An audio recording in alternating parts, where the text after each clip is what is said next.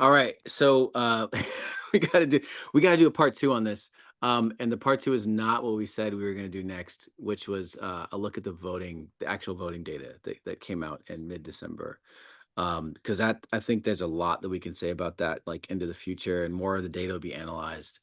Shout out to Tom Bonnier who's doing really great work on that. We gotta talk about this immigration bill.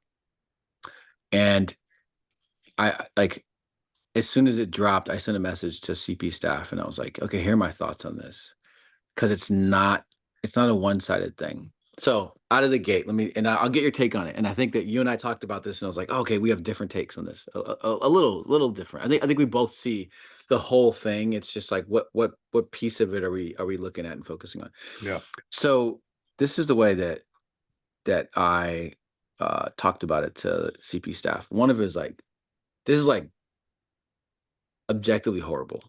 Okay, this is terrible. Is a terrible. It's a terrible bill. It's gonna do terrible things to people who are just trying to make a way the same way that we all are.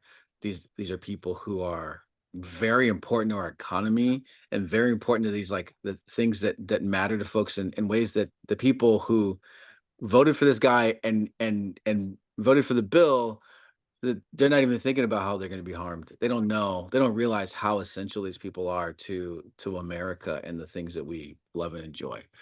And also the human beings that are going to be terrorized now uh, by sheriffs and enforcement officials in some places just because they're arrested. They can get arrested for whatever, and as soon as you're arrested, it's like you're done. That's it. Arrested for shoplifting is like you can walk out of a store and somebody could be like, "I think you Exactly. The due process rights. It's gone. It's gone, right. So that's we both agree on that, right? There's no disagreement. This is terrible. So here's the thing that my lens on it, um, trying to reconcile like Raphael Warnock voting for this thing, John Ossoff voting for this thing, Alyssa Slotkin, Ruben Gallego, Catherine Cortez Masto, like these people who we knock doors for and people who, when they're winning, we're cheering and stuff.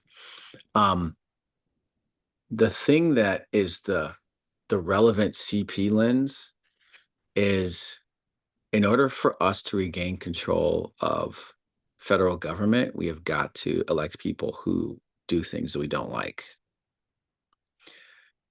Common Power functions as an organization that basically flies people from blue states where that are more liberal, that elect people that are more liberal, more left leaning, to battleground states where the Dems there, if you pick a Dem from a battleground state and put them in a blue state, it's a Republican. Okay, so they're gonna do things. They're gonna do things that we think are horrible, and also the pathway forward to change is electing these people and more of these people. So, to me, I go like, here's this thing that happened, and it's horrible, and this bill's terrible, and personally, I'm sad that these people voted for it. And then there's this like jump over to this is actually what we signed up for. This is what we were doing, and this is what's necessary to create change. What was your first take on this, and what do you think about that? Yeah, I mean, just on the field work side and the work that you do, with CP, Mhm. I think that makes sense. You need imperfect allies and people you don't always agree on everything, but you fall under the wider tent to Yeah. accomplish the goal. So I that makes sense to me. Where my mind went immediately was just like it felt like an admission on, just a culmination of Democrats having lost the information and storytelling war on immigration. It Yeah, felt like after, that's I mean, exactly right. Trump's win was that as well, but it's like, Yep, and it's not all Democrats' fault. There's the disinformation that's been yep, targeting migrants for a decade now with Donald yep, Trump, these incessant lies, but there's never been a robust effort to combat them. Even, and it's not like they're not flooding the zone with stuff. Even at the debate, with Kamala Harris and Tim Walz, when every time immigration came up, they would mention we're just going to pass the bipartisan border bill, and yep, it's like there's never an affirmative defense because they yeah. think because it's not, I guess it doesn't poll or whatever, but sometimes you have to speak the truth and Well, talk they about. they already lost at that point. Like even while we were in the election, we had Yeah, already lost they'd the already lost. information. Yeah, they'd already Yeah, so lost the they information had to battle. bend to the will of But these they moderators. or did they? Or Okay, okay, all right. could you just say what you mean? Say what you feel. Yeah, Like yeah, make yeah, an yeah. impassioned defense Yep. for immigrants and say like, look, Stand on principle. of course Yep. we want to, of course the Laken Riley anecdote is horrible. And of Yep. course these individual crimes are terrible and we want all these violent criminals deported.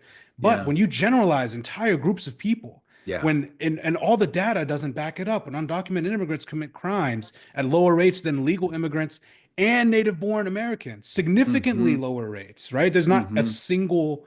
There's not a single data set in the entire country, local police force or FBI, that shows a high rate of criminality. And Trump That's right. consistently says they have the highest rate of criminality.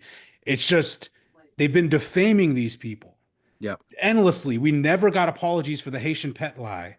Yep. They just lie and move to the next thing.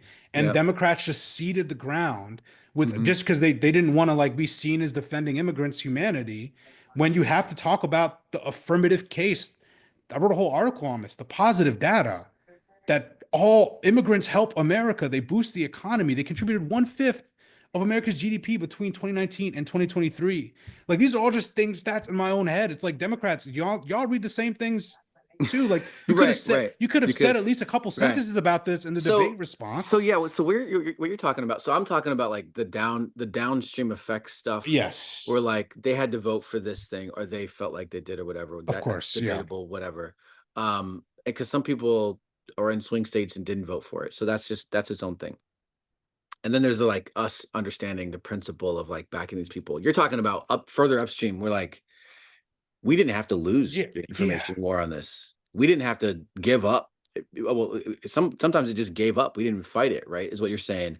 We could have fought it better in the places where we did. So that's the other question, and I think that's also why we're common power, and along with good partners like you, we're walking more into this like content space and talking about these things as opposed to just like doing the downstream effect stuff, like knocking on doors in these elections. Of Is like, course.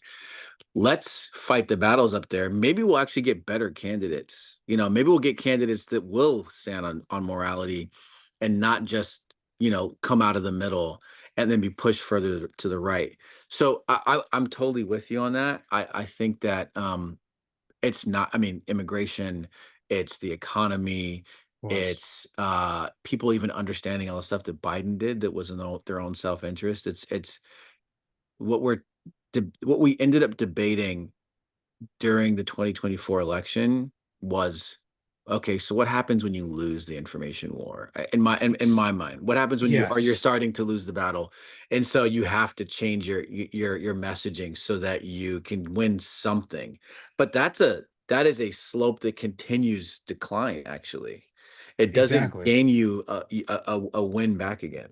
Exactly. And your approach on the downstream, focus on what the impact is with this Lake and Riley bill and how CP should handle it is spot on. And the point overall is the effect of them losing that war is that this vote was inevitable. They had no choice because Yeah, of the losses earlier. that's right. So of course you have to back these candidates. They still vote, they still represent broader democratic values, but it's like, Yeah, how do we now think about how Democrats can prevent the yeah, next Laken Riley bill or the next information loss a few years from now or a few months from now, where it's yeah. like, what are the things like the DEI stuff? Like, if there's a DEI bill that they're pressured to vote for, like, why don't people need to start saying stuff with their chest? Is what I'm saying. Like, the reason why Trump does well is That's because right. he says stuff with his chest and he Yeah. appears that he's lying out his, he's lying on stop. I don't know if we can cuss on this Let's family do it, program. man. Let's do it. He's lying out his ass. He And he's out is. here but he's authentically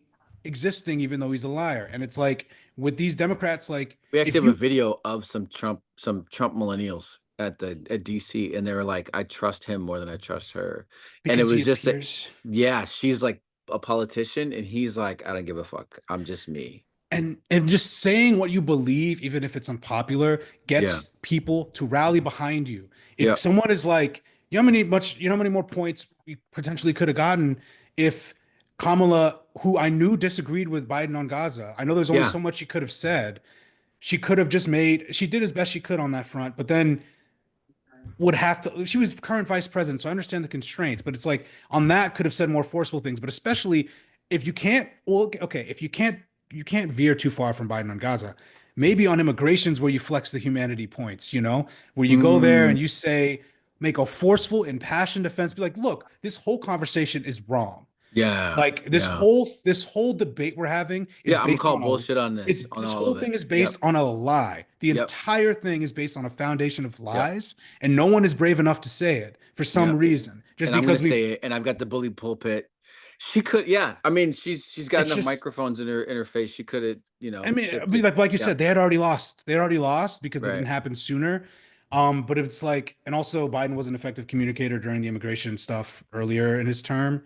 But it's Hmm. just like for future reference, like Yeah, just standing on business, yeah, standing on what you believe, yeah, saying it forcefully and saying the truth. Like, it's the truth. It doesn't matter if the truth isn't poll testing well. You spread the truth, yeah. you Right, right, spread right. it, you Yeah, say it.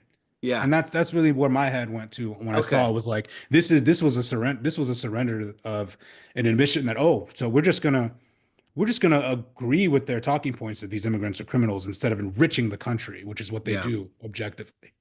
Yes. Okay. So, this is good. We're gonna keep talking about these things. I think that quick takes on some of these like deeper, heavier pieces is what we'll jump in on. But had to record something on this quick because there's the like the country and what's going on in this like macro strategic environment, because everyone on the left is like, what do we do now, what do we focus on now?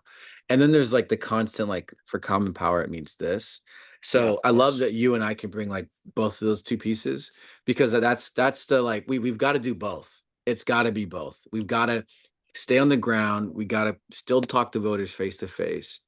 We're still going to Wisconsin in March. Got to keep doing that. And also because of the community that exists in Common Power, and because of the unique messengers that we have, because of the culture that's here, and how unique it is, we've got to amplify that more. And this is a part of that. Okay.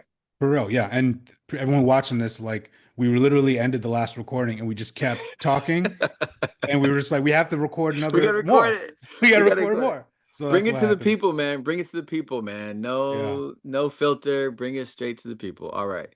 Appreciate you, man. All right. All Take right. care. Thanks.